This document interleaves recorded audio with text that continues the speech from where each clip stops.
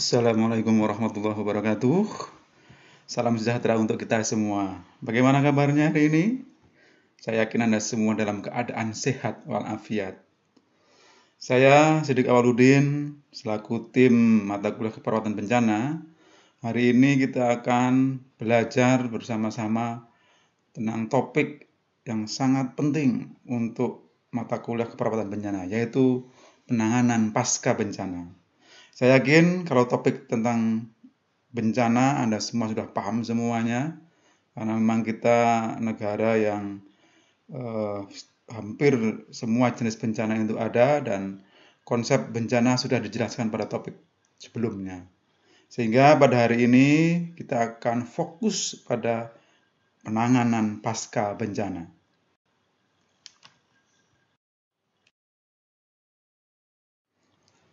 Tujuan pembelajaran pada topik 10 ini, setelah mengikuti perkuliahan ini, Anda semua yang hadir di sini harus mampu. Yang pertama adalah menjelaskan bagaimana manajemen penanggulangan bencana. Yang kedua adalah menjelaskan tentang rehabilitasi dan rekonstruksi pasca bencana. Yang ketiga adalah menjelaskan tentang peran perawat pasca bencana. Nah, ini sangat penting karena ini merupakan ranah pekerjaan kita. Dan yang terakhir, Anda harus mampu menjelaskan perawatan korban bencana pada individu dan komunitas, baik secara fisik, psikologis, dan spiritual. 4 tujuan pembelajaran ini harus Anda kuasai pada pertemuan hari ini. Nah, kita tahu bahwa kalau kita bicara tentang bencana, itu suatu kejadian yang terjadi secara mendadak atau tidak terencana, atau perlahan bisa juga terus berlanjut, dan ini berdampak pada pola kehidupan normal atau bahkan ekosistemnya. Jadi kalau bencana tidak hanya merusak manusia, tapi seluruh ekosistem yang ada, hewan, makhluk-makhluk biota kecil, itu kalau ada bencana itu pasti akan rusak, berubah pola kehidupan normalnya. Ini diperlukan suatu tindakan darurat dan luar biasa untuk menolong dan menyelamatkan korban serta lingkungannya. Nah, bencana ini menyebabkan korban itu sangat banyak dengan kerusakan infrastruktur. Nah, apa saja masalah-masalah yang terjadi saat terjadi bencana? Ada yang mau menjawab atau berbagi atau sharing informasi? Yakin Anda semua bisa untuk menjawab pertanyaan ini. Itu apa saja masalah saat bencana? Ya, bagus. Ya, jadi yang pertama adalah keterbatasan sumber daya manusia. Kalau terjadi bencana itu pasti SDM-nya itu pasti terbatas, karena memang saat terjadi bencana semua orang itu berfokus pada dirinya sendiri. Bahkan kita sebagai tenaga kesehatan pun, ketika saat terjadi bencana, biasanya kita berusaha untuk menyelamatkan diri dulu. Kita belum berpikir pada lingkungan sekitar, bagaimana kita menyelamatkan diri dulu.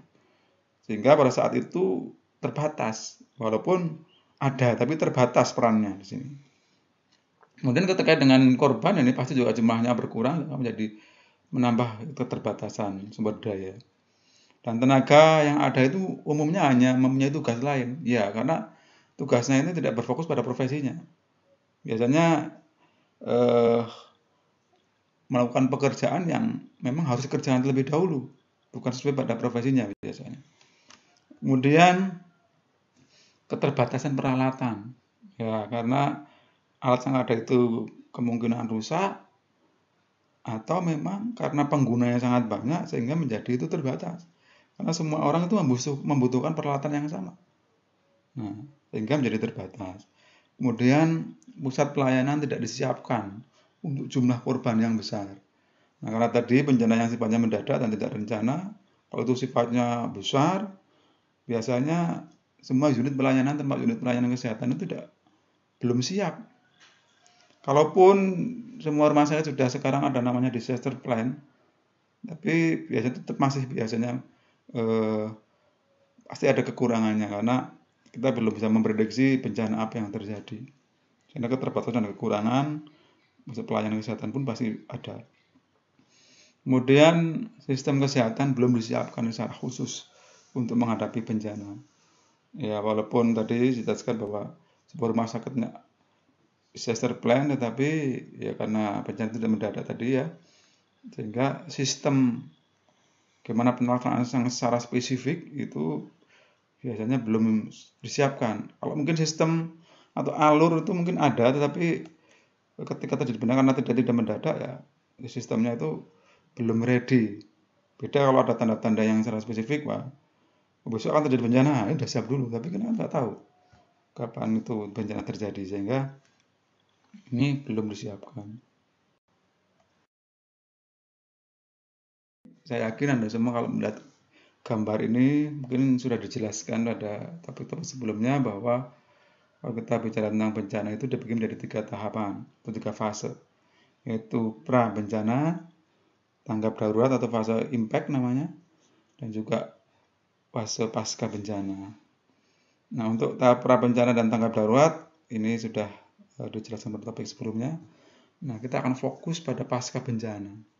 Jadi kalau kita lihat warna-warnanya ini besar kecilnya warna ini sangat berbeda. Ini tergantung bagaimana peran-peran yang ada di saat itu. Misalkan contohnya pencegahan dan mitigasi.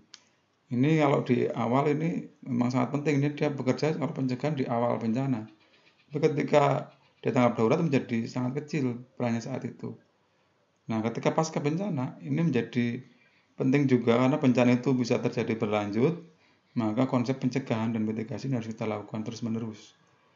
Termasuk juga masih ada kesiapsiagaan. Tanggap darurat pun masih sedikit ada.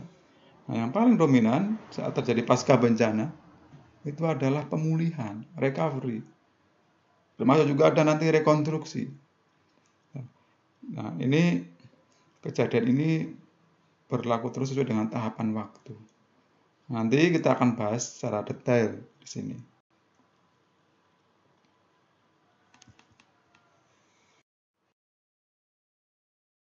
Nah, kita akan masuk dalam manajemen penanggulangan bencana. Apa itu manajemen penanggulangan bencana? Kalau kita bicara konsep manajemen itu harus satu konsep yang utuh, ada tahapan perencanaan, planning, organizing, actuating, dan controlling. Nah, di dalam bencana pun ada konsep itu.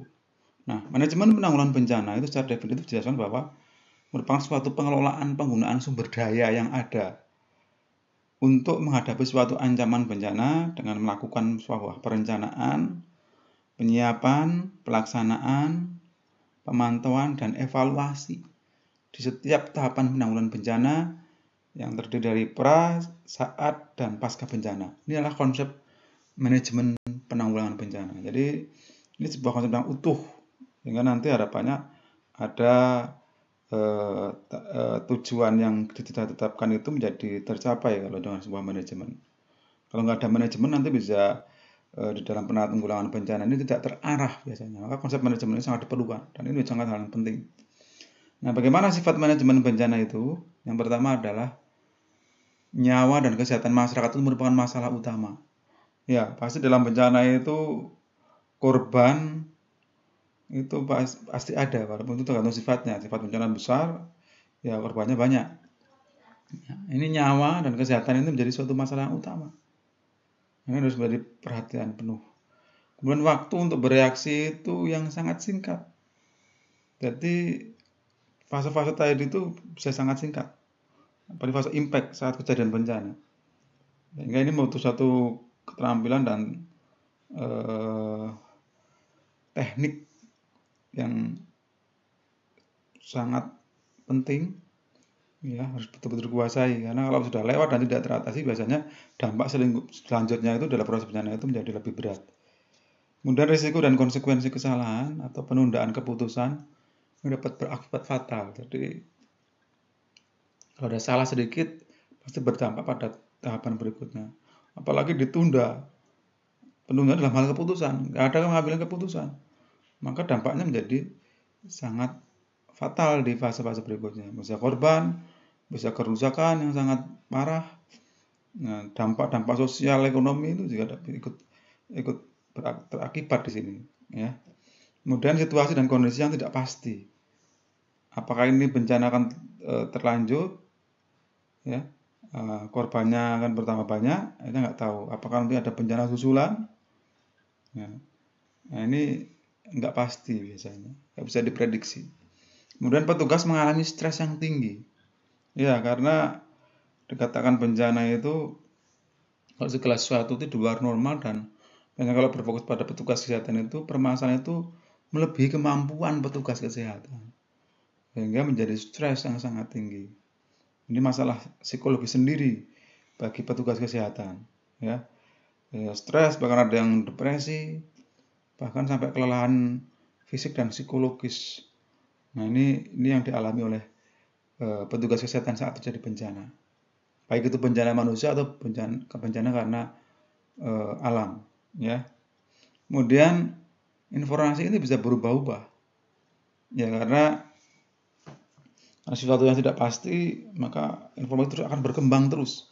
Detik per detik ini bisa berubah informasi. Maka dalam manajemen bencana, pemantauan informasi ini menjadi sangat penting. Ada tim khusus yang mencatat satu pintu sehingga nanti informasi itu harusnya sama walaupun akan terus berubah.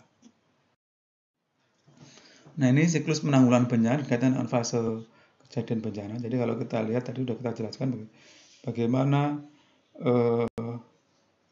peran-peran di setiap fase tahapan. Ada pencegahan tadi, ada kesiapsiagaan, ada tanggap darurat, dan ada pasca darurat. Nah, ketika itu bencana terjadi di masing-masing ini, dalam penanggulangan ini pasti ada unsur pengkajian. Nanti kita ada kenal namanya rapid health assessment, pengkajian yang cepat. Ada juga proses koordinasi, manajemen informasi, bahkan mobilisasi sumber, yang itu bisa sifatnya lokal, nasional, atau bahkan internasional, tergantung dari fase bencana, luasnya bencana. Kemudian ada kerjasama pemerintah dan militer, masyarakat, swasta, termasuk juga kita akademisi. Ini akan dilibatkan juga dalam siklus penanggulangan bencana. Masing-masing punya peran masing-masing. Ini harus saling terkoordinasi. Harapannya kalau ini dilakukan dengan baik, maka tahapan bencana dan dampak-dampak bencana bisa diminimalkan dan bisa kembali pulih seperti sebelumnya.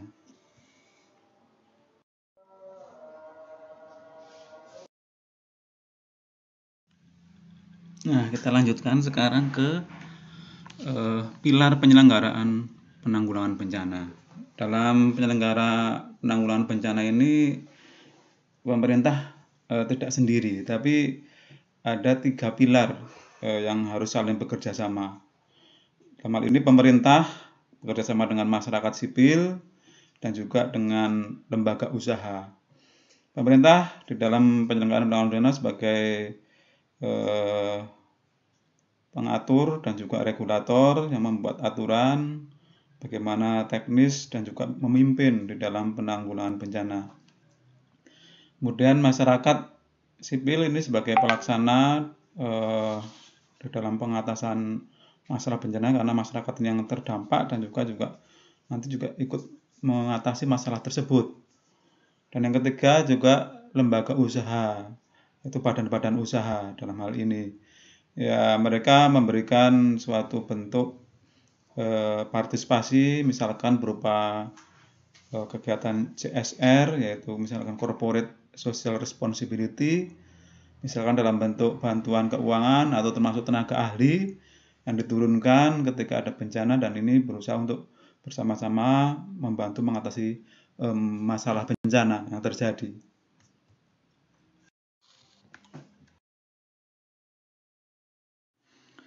Nah, masih fokus pada pembelajaran kita? Ya, bagus sekali. Kita sekarang akan masuk bagaimana tahapan upaya-upaya yang dalam penanggulangan bencana segera setelah bencana.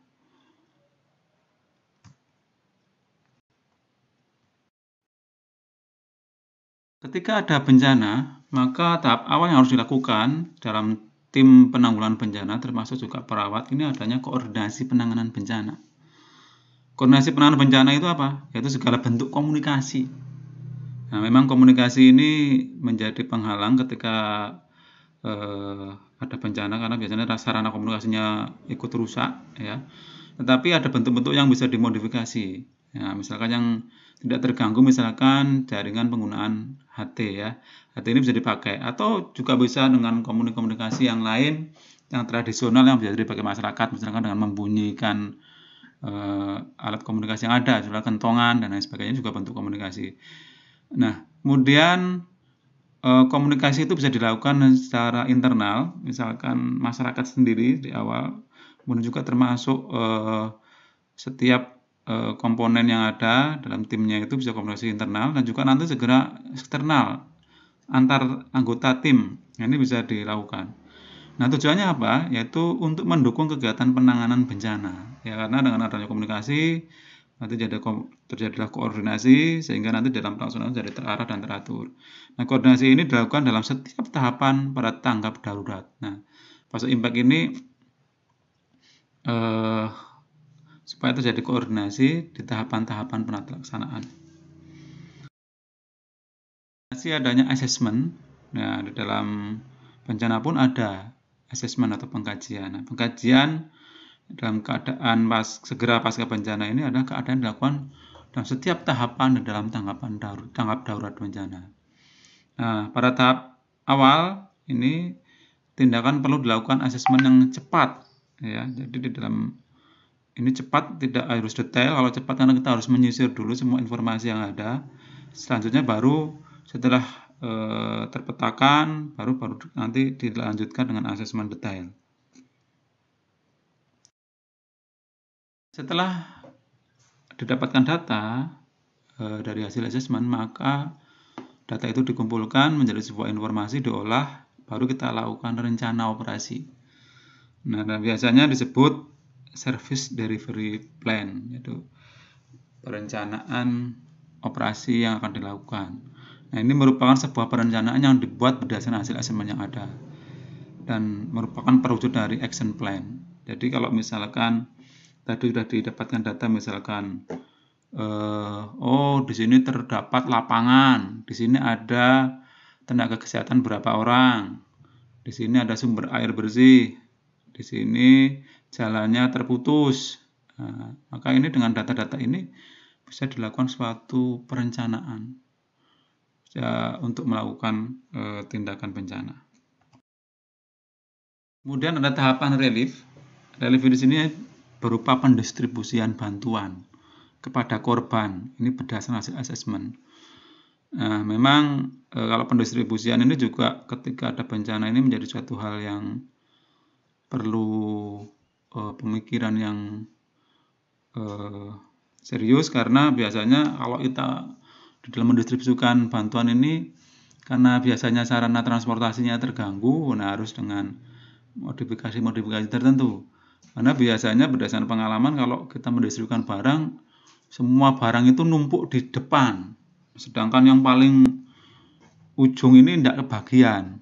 Ya, ini menjadi suatu permasalahan tersendiri, karena di depan-depan itu terpenuhi semua, barangnya numpuk, sedangkan yang sana kelaparan, tidak dapat distribusi makanan misalnya. Hal ini jangan sampai terjadi. Nah, di dalam relief ini juga termasuk adanya pergudangan, karena kalau ada bantuan ini harus ditempatkan di mana. Nah, ini harus dibuat gudang. Nah, gudang ini juga harus aman. Nah, harus ada pemisahan alat bantuan-bantuan, jangan dicampur misalkan. Ini logistik, makanan dicampur dengan pakaian. Nah, ini kan hal ini juga harus perlu penataan secara khusus. Ya.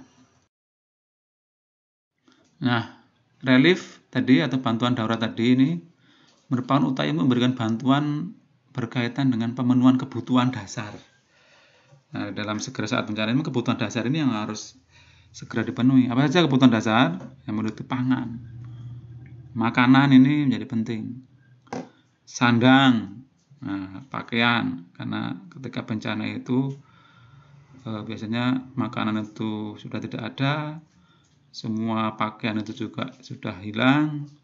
Nah, ini yang harus dipenuhi, termasuk tempat tinggal sementara atau berupa tempat-tempat pengungsian, ya, dan juga bahkan kesehatan, karena ketika bencana pasti karena ini orang banyak berkumpul dalam satu tempat. Nah, ini biasanya ada masalah-masalah kesehatan yang akan timbul.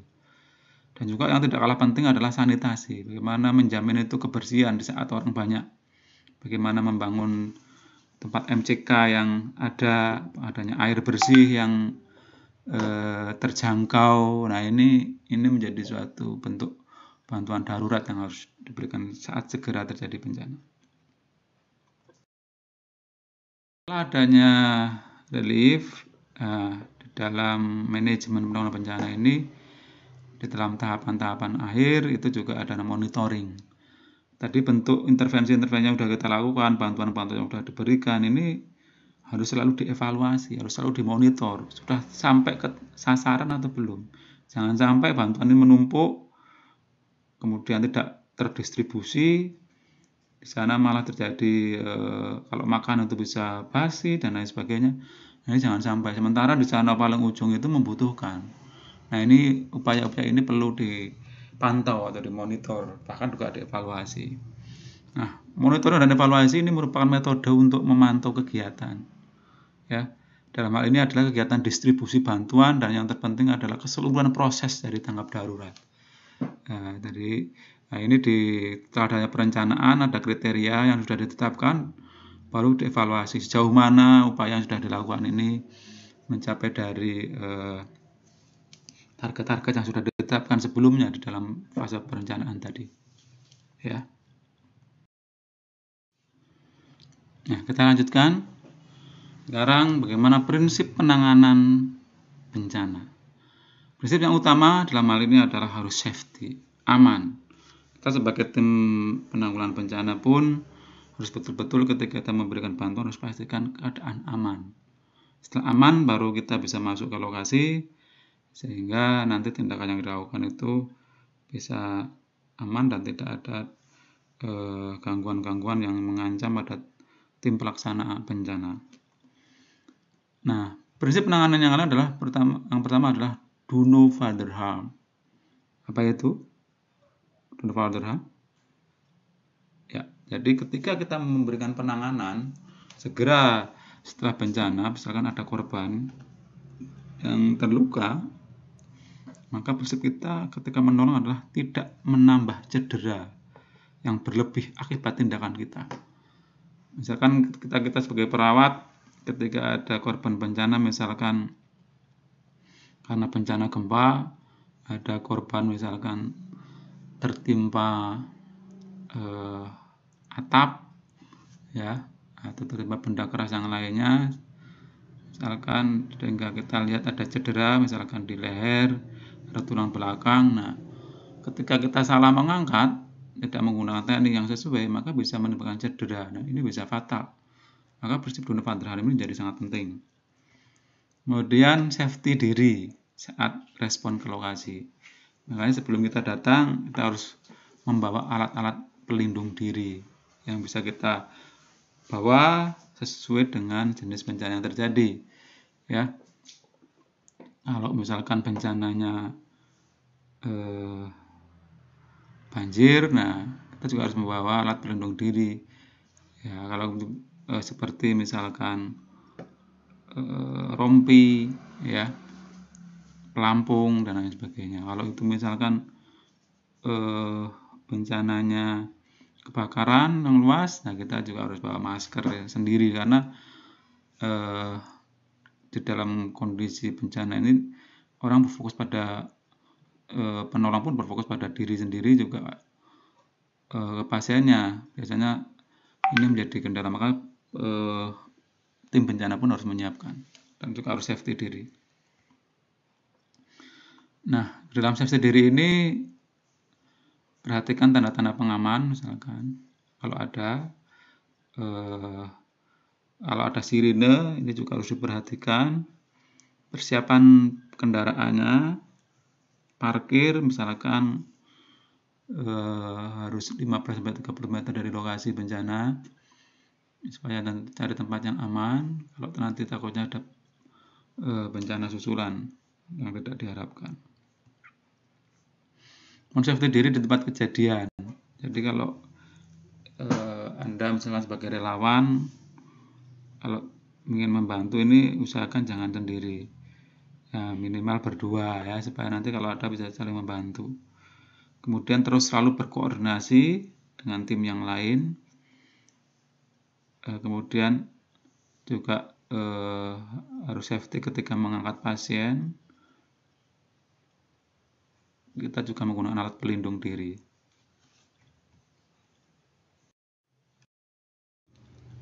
Nah, di dalam menjaga suatu keamanan atau safety ini ada protokol-protokol yang harus diperhatikan. Nah, protokol yang pertama adalah protokol secara khusus. Biasanya ini berupa atribut. Jadi nanti kalau misalnya kita mau menolong, kita juga menggunakan atribut khusus yang ini bisa saling dikenali. Wah, kita itu termasuk tim medis misalkan. Kemudian tanda pengenal, name tag, ini harus juga dibawa. Kemudian termasuk perangkat komunikasi khusus tim, misalkan tadi HT atau bendera khusus misalkan sebagai sarana komunikasi, misalkan untuk memberikan sandi. Kemudian jaring kerjasama dengan keamanan. Nah, ini harus saling kerjasama dengan tim keamanan, security, termasuk juga TNI, Polri, aparat keamanan yang lain. Kemudian hanya daerah yang dinyatakan aman, ini boleh tim itu terjun untuk ke sana. Kalau daerah masih dalam bahaya, nah ini ada tim khusus mungkin yang harus masuk duluan. Kemudian hindari ini jarak jauh dengan kendaraan keamanan.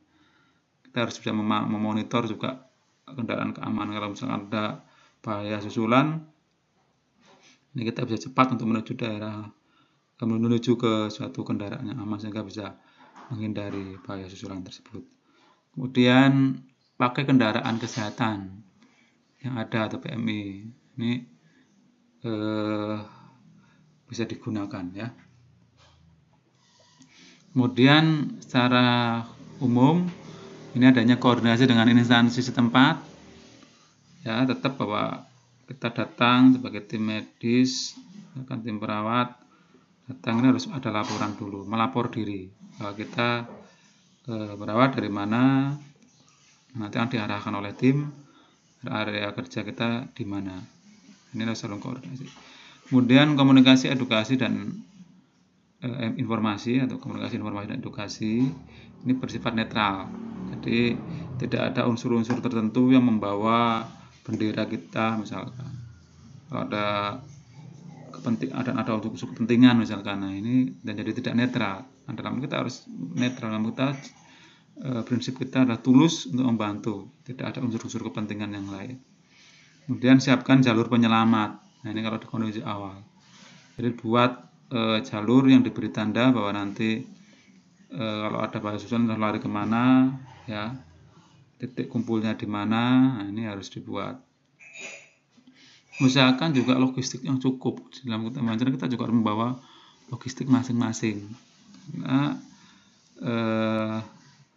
ketika dalam bencana ini logistik yang dibuat itu biasanya untuk masyarakat. Nah, kita sendiri pun ketika ini jangan sampai kita juga menjadi petugas yang harus ditolong, yang tadinya pengennya menolong jadi ditolong karena sakit akibat kelaparan misalkan.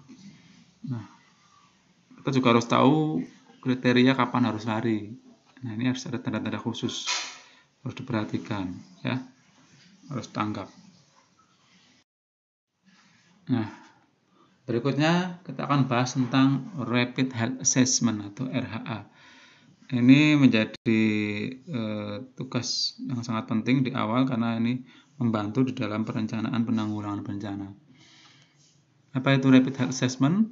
Rapid Assessment adalah penilaian kesehatan secara cepat melalui pengumpulan informasi yang cepat dengan analisis besaran masalah sebagai dasar mengambil keputusan ya akan kebutuhan untuk tindakan penanggulangan segera.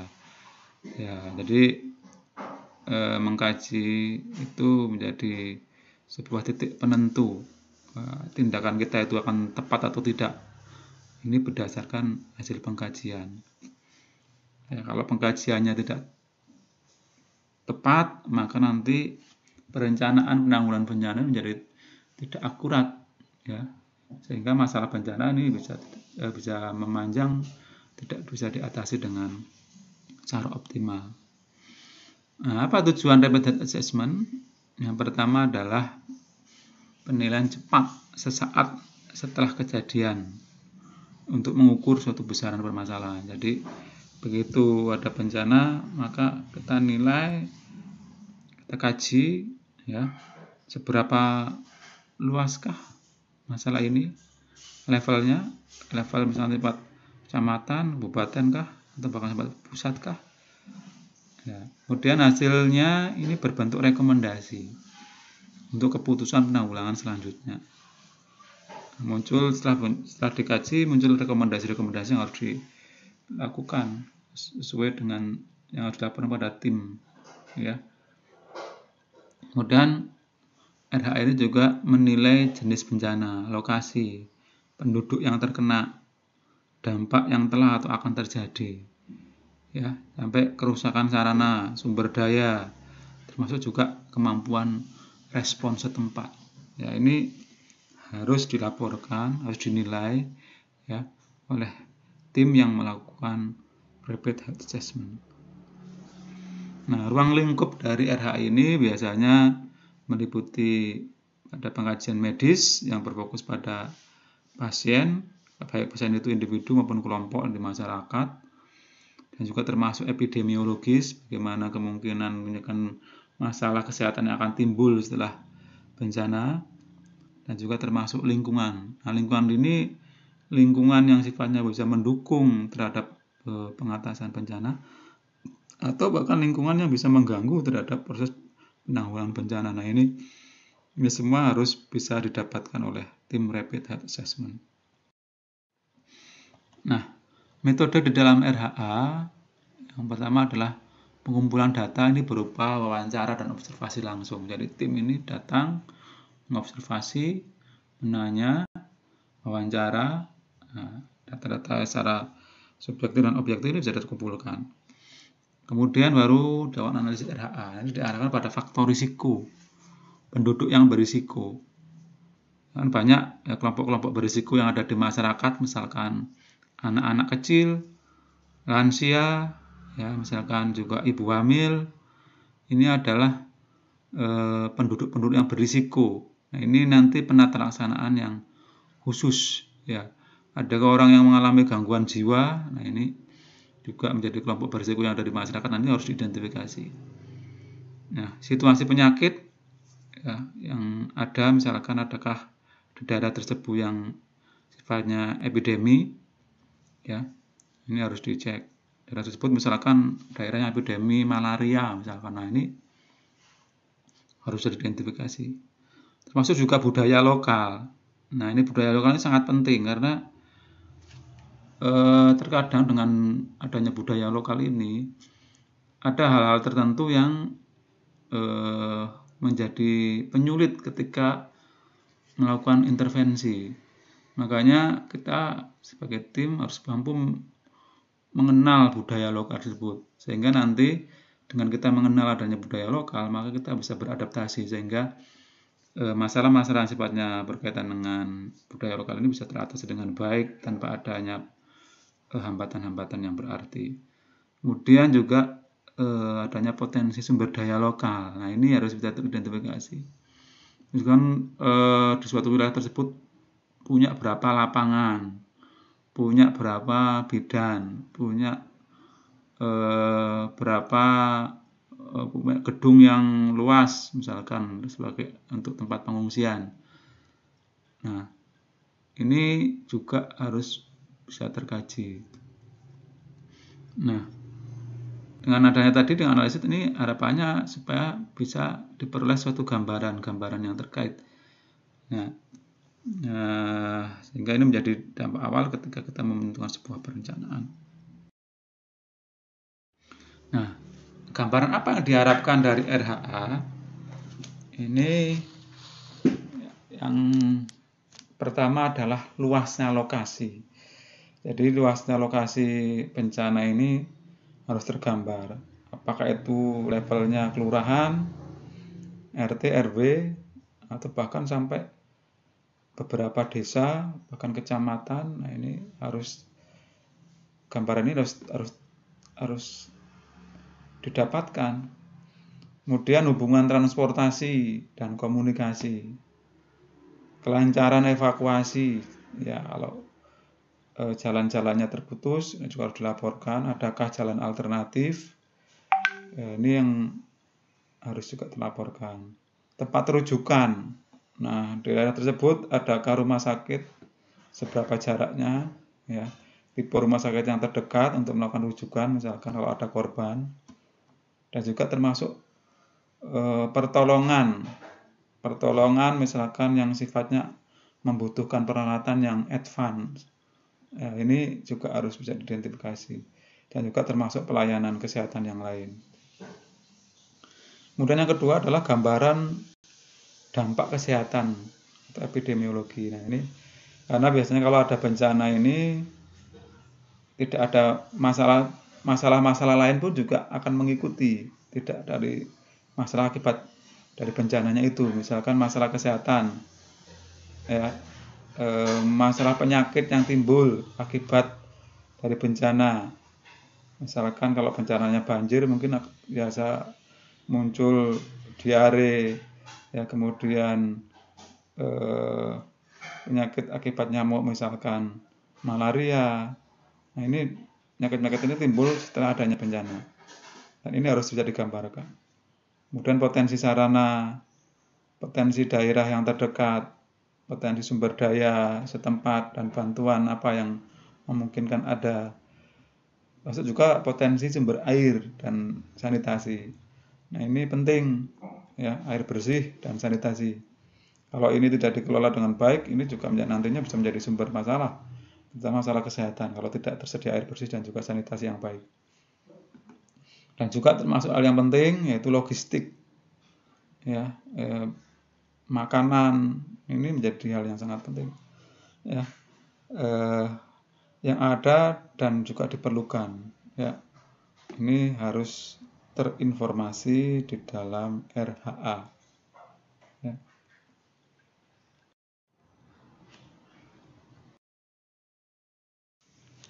Nah, ini setelah tadi adanya gambaran yang didapatkan, nah di dalam RHA ini harus memberikan rekomendasi. Nah, rekomendasi ini diberikan berdasarkan analisis, pertama analisis yang tepat harapannya. Dan rekomendasi RHA ini harus segera disampaikan pada yang berwenang. Kalau tadi informasi kesehatan, ya tim kesehatan yang harus mendapatkan informasi ini. Kalau itu misalkan nanti bekerja dengan tim keamanan, ya harus dilaporkan ke keamanan. Ya. Kemudian mana yang perlu bantuan, contohnya misalkan obat-obatan, tenaga medik, perawat, petugas surveillance misalkan, dan sanitasi lingkungan, pencegahan imunisasi, makanan, minuman, masalah sanding, sanitasi lingkungan, kemungkinan adanya kejadian luar biasa, koordinasi, jalur komunikasi, jalur koordinasi, dan bantuan-bantuan lain. Ini rekomendasi RH yang berkaitan dengan kesehatan. Ya. Nah, masih fokus? Ya, baik. Kita lanjutkan. Nah, sekarang ini kita akan bahas bagaimana peran perawat dalam manajemen kejadian bencana. Nah, kita sebagai perawat ini perannya sangat multiple, jadi sangat banyak. Apa itu perannya? Ya, kita tergantung dari fase-fasenya. Nanti kita ada fase pra-impact, impact, dan post-impact. Nah, yang pertama adalah sebagai bagian dari penyusun rencana. Tadi karena kita memang mengkaji juga termasuk tim perencanaan, termasuk mendidik, ya sebagai pendidik, memberikan pendidikan kesehatan, termasuk pemberian asuhan keperawatan dalam kondisi bencana, dan juga termasuk bagian dari tim pengkajian kejadian bencana.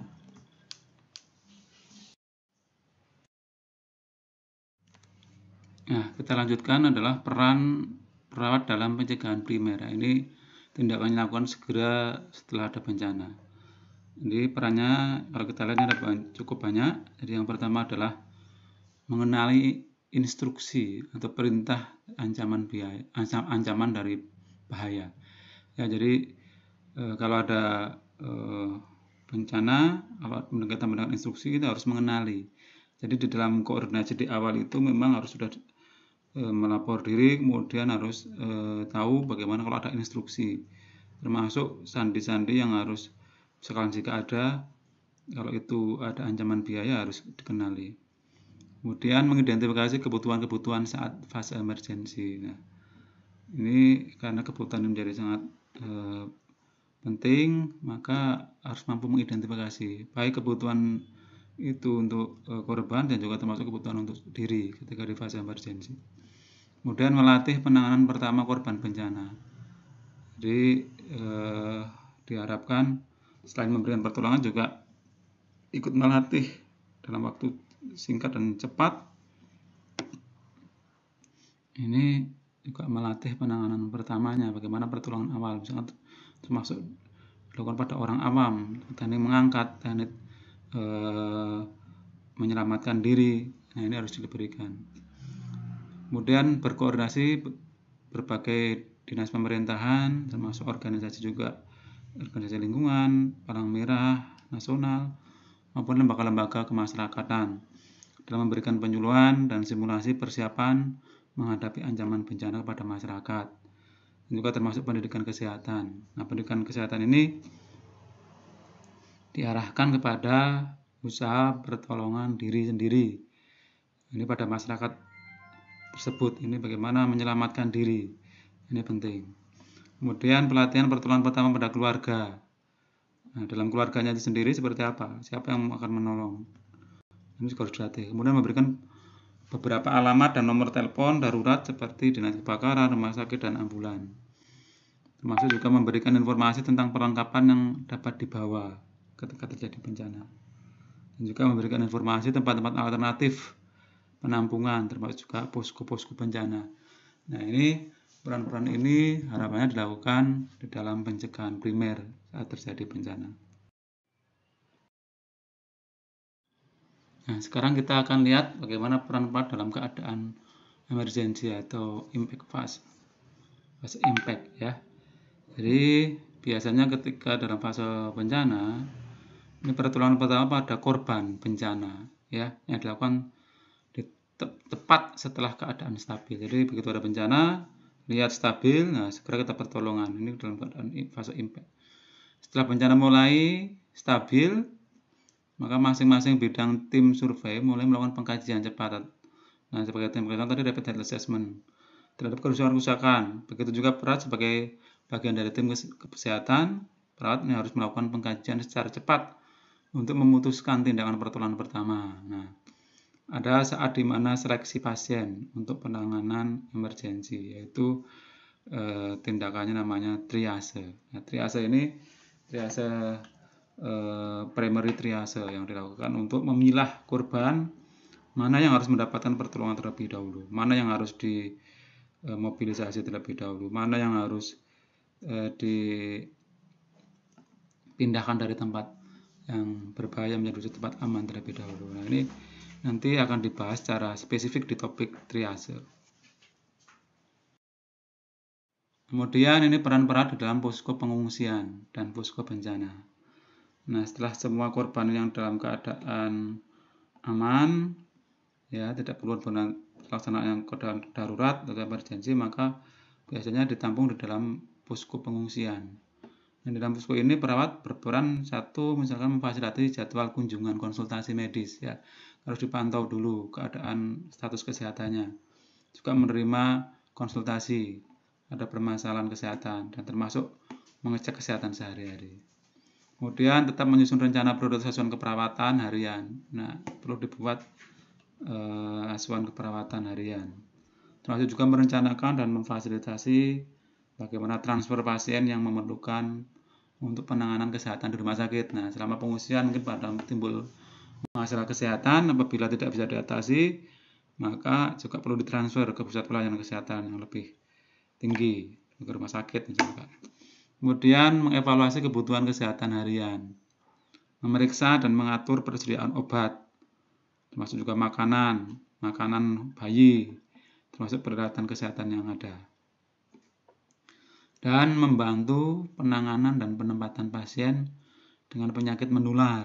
Nah, ini harus ditempatkan di tempat khusus untuk penyakit yang menular, harus diisolasi, maupun kondisi kejiwaan yang labil, misalkan masih dalam kondisi histeria, ini harus dipisahkan supaya tidak mengganggu kondusivitas dari tempat pengungsian, maka harus ditempatkan tempat khusus sehingga tidak membahayakan diri dan lingkungannya, termasuk juga berkoordinasi dengan perawat jiwa. Nah, ini kalau memang berbutuh penata laksanaan yang spesifik, maka perlu dikoordinasikan dengan perawat spesialis jiwa. Nah, sekarang kita lihat bagaimana penyelenggaraan penanggulangan bencana ini berdasarkan Peraturan Pemerintah Nomor 21 Tahun 2008. Disebutkan bahwa penyelenggaraan penanggulangan bencana adalah serangkaian upaya yang meliputi penetapan kebijakan pembangunan yang berisiko menimbulkan bencana, kegiatan pencegahan bencana, tanggap darurat, dan termasuk rehabilitasi. Nah, kita dalam fase tahap ini adalah fokusnya pada pasca bencana. Dalam penyelenggaraan penanggulangan bencana, dalam tahap atau fase pasca bencana ini ada dua fokus, yaitu rehabilitasi dan rekonstruksi. Termasuk nanti di dalamnya ada recovery. Nah, rehabilitasi ini biasanya dan ini berkaitan dengan prasarana dan prasarana, sosial, ekonomi, kesehatan. Termasuk juga rekonstruksi itu ada bagian dari sarana prasarana, termasuk keamanan ketertiban, lingkungan, sosial, ekonomi, dan kesehatan. Nah, nanti apa perbedaan rehabilitasi dan rekonstruksi? Nanti akan bahas secara spesifik di slide berikutnya. Nah, ini istilah-istilah dalam pasca bencana. Ya, pasca bencana ini adalah periode atau waktu masa setelah tahap kegiatan tanggap darurat itu terjadinya bencana. Kalau tadi segera setelah bencana, nah ini setelah lewat dari fase tanggap darurat. Kita kata-katanya pasca bencana.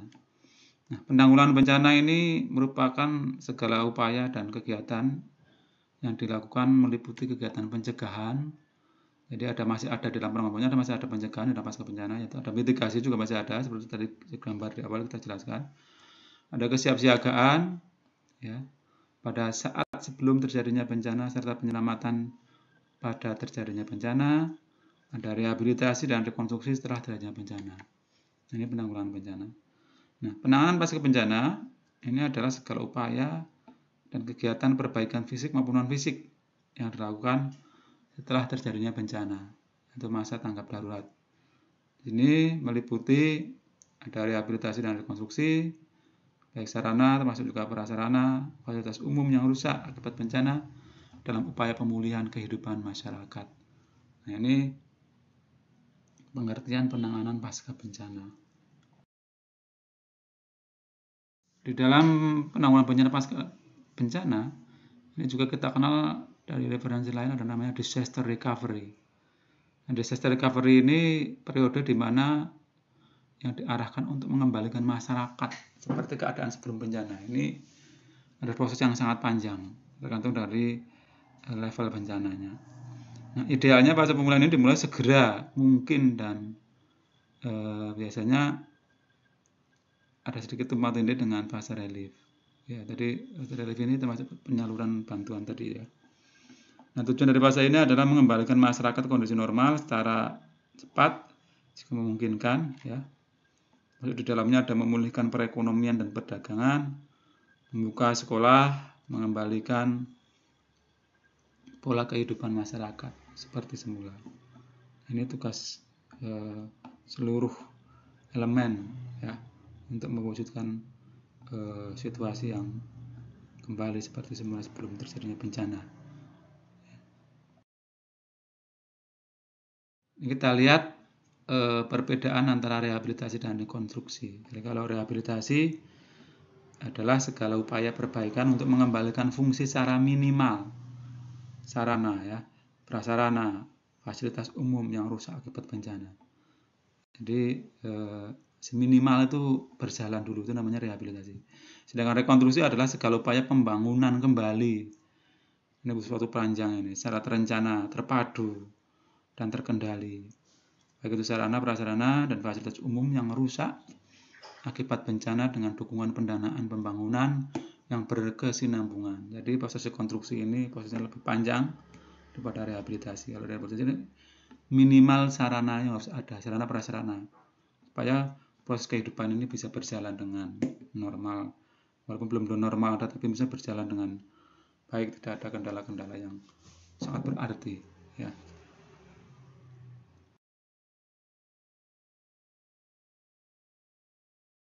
Nah, di dalam prinsip manajemen pemulihan bencana ini ada beberapa prinsip yang harus diperhatikan. Ya, yang pertama accountability, jadi ada tanggung jawab dan tanggung jawab. Jadi apapun yang dilakukan harus ditanggungjawabkan. Jelas kalau dalam kesehatan tadi ada assessment, harus ada monitoring, jadi harus dilaporkan. Tindakannya apa, laporan seperti apa, monitoring seperti apa. Ya. Kemudian banyak flexibility. Jadi rencana yang sudah ditetapkan ini memang karena situasinya sangat berubah, jadi harus fleksibel. Mungkin sebenarnya bisa juga berubah hari ke hari dengan waktu ke waktu. Dan harus fleksibel. Kemudian adaptability, adaptasi dengan kondisi yang sudah berubah, ya, menyesuaikan dengan kondisi yang ada, dan adanya tanggung jawab, responsiveness, ya. Nah, ini prinsip-prinsip ini harus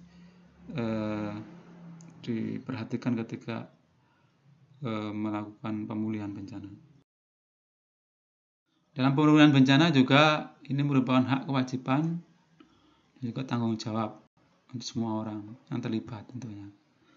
Jika ada kebutuhan pemulihan yang mendesak, misalkan kebutuhan pribadi dan kebutuhan yang umum yang dirasakan oleh semua korban bencana. Kemudian kebutuhan pemulihan jangka panjang. Nah, ini termasuk membangun perekonomian lokal, perbaikan unsur-unsur rohani serta adat istiadat termasuk dengan budaya. Karena biasanya kalau dalam budaya ini dengan adanya bencana pun bisa terganggu. Unsur-unsur yang tertanam menjadi penciri suatu wilayah ini ketika ada bencana bisa hilang. Nah, bagaimana budaya itu bisa berjalan kembali, terlihat kembali dengan jelas dan menjadi ciri khas masyarakat tertentu, ini butuh waktu yang panjang. Kemudian ada perbaikan atau membangun bangunan yang lebih permanen. Ya, setelah mereka ditampung, harapannya misalkan tempat tinggalnya rusak, sarana prasarana lain rusak, ini akan berusaha dibangun kembali yang lebih permanen. Kemudian membangun atau perbaikan fasilitas kesehatan yang permanen.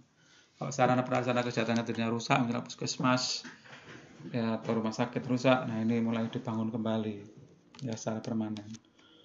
Aliran listrik yang padam ini mulai dibangun lagi. Sistem sarana komunikasi, jaringan telepon ini juga mulai dibangun kembali secara permanen, ya. Termasuk juga perbaikan produksi pangan, ya. Kalau sawah-sawah misalkan rusak akibat bencana, nah ini mulai ditata kembali untuk bisa ditanami kembali, ya. Nah, ini butuh waktu yang panjang. Termasuk juga perbaikan dan pelestarian lingkungan. Ya, karena lingkungan fisik itu rusak, nah, ini perlu dilestarikan kembali. Kemudian pemulihan pendidikan. Karena bangunan tadi yang rusak atau sistem dan pendidikan itu juga tidak berjalan, nah dikembalikan lagi. Tata guna tanah dan tata ruang wilayah, ya, karena dengan ada bencana yang besar, misalkan tata ruang suatu wilayah ini biasanya tidak terpetakan lagi, ya, RT, RW, ya, Dawis. Nah, ini mulai ditata lagi sehingga bisa terbentuk satuan wilayah di masyarakat. Nah, masalah yang timbul dalam fase pemulihan ini ada beberapa, dan ini juga harus menjadi perhatian khusus, dan harapannya masalah-masalah ini tidak bisa berkepanjangan, harus diatasi. Misalkan dampak ekonomi, nah, dengan ada bencana pasti ekonomi menjadi sangat terganggu. Ya, proses distribusi makanan, jual beli, penghasilan, pekerjaan ini menjadi suatu masalah, dampaknya sampai ke unsur-unsur ekonomi. Kemudian termasuk tempat pengungsian, tempat tinggal, ya, ini juga harus diupayakan kembali untuk bisa ada.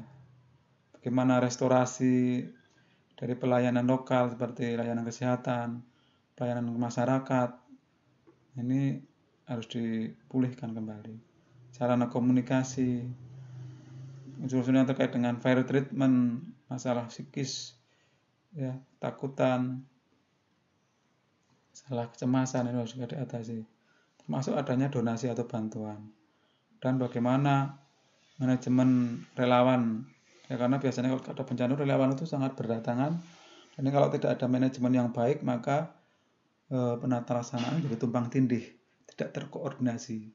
Maka dengan adanya manajemen volunteer atau relawan ini, semua yang memberikan bantuan ini bisa terarah dengan baik sehingga tujuan dari permasalahan yang ada itu bisa cepat tercapai. Ya.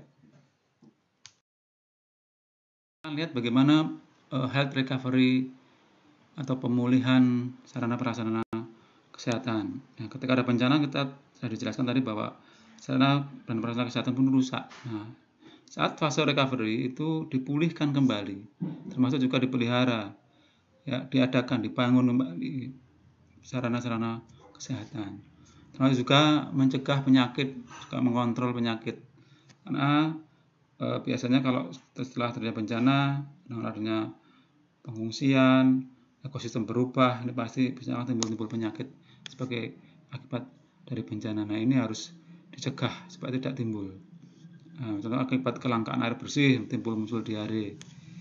Ya, ini bagaimana diare itu tidak terjadi. Nah, ini menjadi peran pemulihan kesehatan.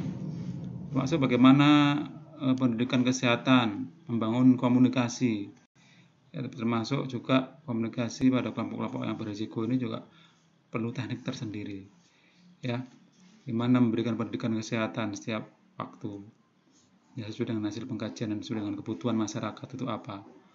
Kemudian membangun kembali infrastruktur dari sarana prasarana kesehatan. Ini penting di dalam fase pemulihan.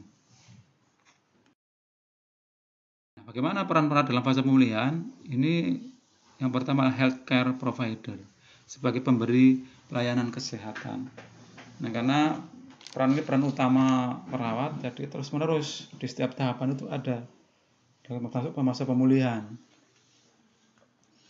Nah, seorang biasanya sudah masuk dalam fase-fase kalau ada gangguan fisik, misalkan cedera sampai fraktur. Nah, fase pemulihan pun bagaimana mulai perawat itu mengajar bagaimana cara berjalan menggunakan alat bantu jalan misalkan. Kalau mengalami gangguan psikologis, nah PTSD, nah termasuk juga nanti peran perawat di situ bagaimana memulihkan kondisi mental seseorang yang mengalami bencana dalam jangka waktu yang lama. Kemudian sebagai edukator, memberikan pendidikan kesehatan, mendidik kembali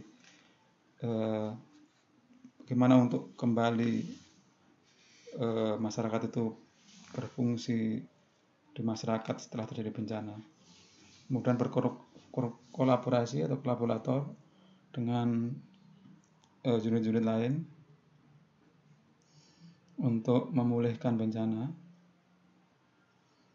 Kemudian sebagai koordinator dalam pemberi asuhan, membela ketika ada korban yang misalkan butuh perhatian khusus, dan perlu ada advokat, dan juga sebagai leader di dalam mengatasi permasalahan berkaitan dengan kesehatan dan perawatan.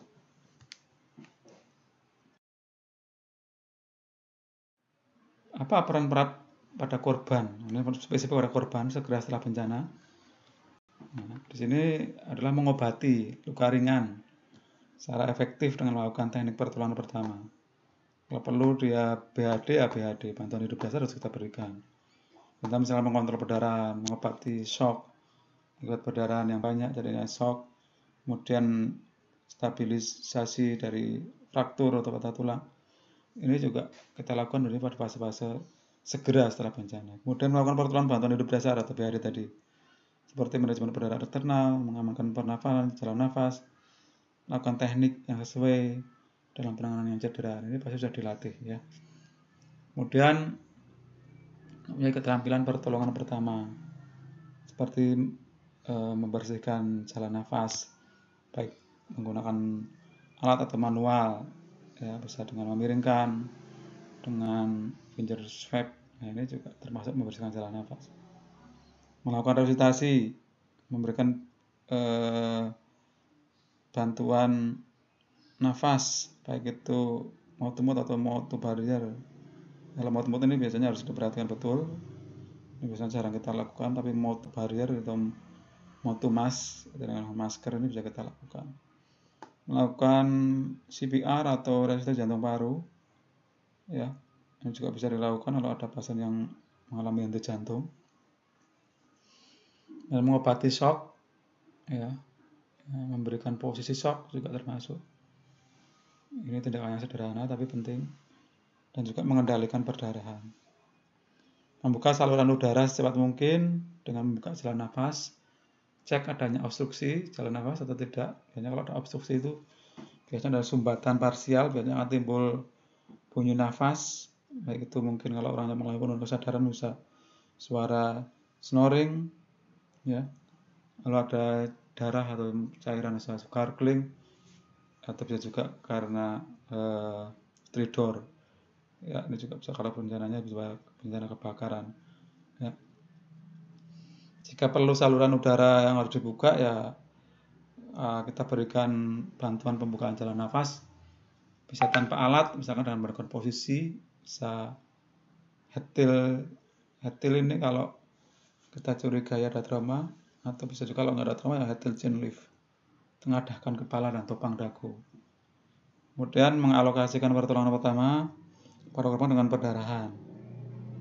Ya, pada perdarahan bagaimana? Bisa misalkan kontrol perdarahan, bisa misalkan dengan balut tekan. Nah, ini contoh untuk menghentikan perdarahan. Nah, kalau perdarahan tidak terkontrol dapat menyebabkan kelemahan. Dan kalau perdarahan internal, nah ini harus dipantau, ya, dengan vital sign. Kita cek tanda-tanda shock misalkan.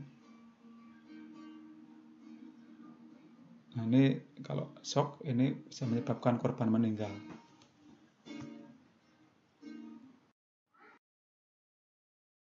Berikutnya ini adalah bagaimana perawatan di area pengungsian. Nah, di area pengungsian itu pasti juga ada suatu permasalahan. Nah, maka tugas kita sebagai perawat ini tadi yang katakan ya, tugas sangat banyak, multiple banyak, ya, multi peran, multi role, ya. Ini termasuk juga di area pengungsian.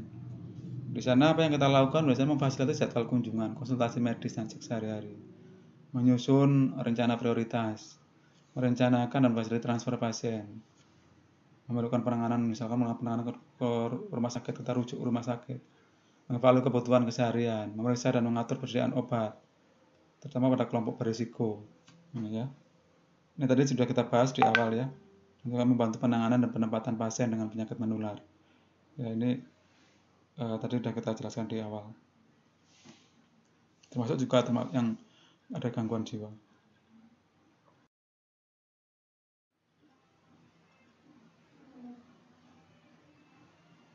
Nah, ini sambungannya, ya, di tempat pengungsian juga mengidentifikasi reaksi psikologis yang muncul pada korban seperti kecemasan, ada depresi.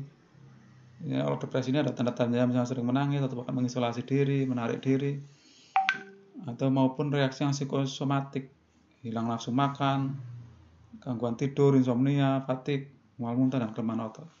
Nah, ini harus identifikasi. Membantu terapi kejiwaan pada korban, khususnya biasanya anak-anak yang mengalami post traumatic stress disorder atau PTSD, ya, dapat dilakukan dengan memodifikasi lingkungan dan terapi bermain, ya, dan memfasilitasi konseling dan terapi kejiwaan lainnya, ya, oleh psikolog dan psikiater. Kalau ini misalkan butuh kerjasama, nah, bisa memfasilitasinya. Kita hadirkan psikolog dan psikiater di tempat pengungsian. Kemudian konsultasikan bersama supervisi, ya, setempat mengenai pemeriksaan, ya, kesehatan dan kebutuhan masyarakat yang tidak mengungsi. Kalau tidak mengungsi karena mungkin masih ada tempat tinggal yang tidak rusak, bisa ditempati. Nah, kita adakan konsultasi sekaligus melakukan supervisi area-area tempat orang-orang yang masih ada di rumahnya, misalkan, karena tidak mengungsi, ya, barangkali ada permasalahan kesehatan juga yang terjadi. Nah, juga termasuk perawat juga memenuhi kebutuhan psikososial, karena masalah sosial itu bisa juga terjadi. ya, konflik bisa terjadi. Nah, ini juga harus diatasi. Dengan cara apa? Misalnya menghibur, membuat terapi-terapi aktivitas yang bisa menghibur, ya. Kemudian juga memberikan pembinaan mental psikologis, pelayanan penguatan mental termasuk keagamaan. Nah, ini juga harus diberikan. Pendidikan kesehatan, memberikan informasi yang dibutuhkan. Nah, kita menerima tamu, ya, barangkali keluarga dan sanak saudara yang menjenguk, ini juga harus difasilitasi. Ini sangat membantu juga untuk mengurangi masalah-masalah psikososial. Ya, advokasi, kita lakukan pembelaan kalau ada permasalahan yang misalkan yang mengenai korban dan itu perlu dibela, ya kita sebagai juga melakukan advokasi yang terkait dengan misalkan pemenuhan kebutuhan pelayanan kesehatan misalkan.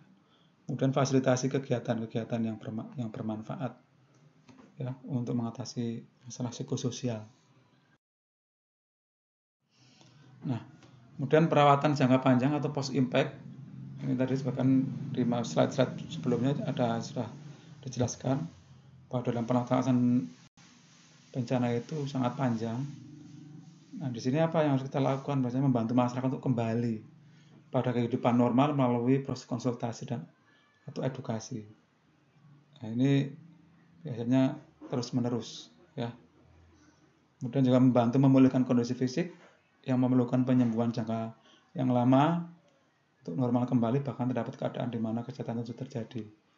Tadi misalkan sampai mengenai sistem muskuloskeletal, fraktur, ya, terbuka, ya, multiple fraktur. Nah, ini bisa menimbulkan kecacatan dan ini butuh intervensi yang sangat panjang, ya. Itu yang dapat kami sampaikan. Semoga materi ini bermanfaat. Selamat belajar dan diulang kembali materi yang sudah ada. Ini daftar referensi yang mungkin bisa dirujuk kembali, bisa dicari kalau mungkin melengkapi dari apa yang saya jelaskan. Ya, terima kasih atas perhatiannya. Kita akhiri. Assalamualaikum warahmatullahi wabarakatuh.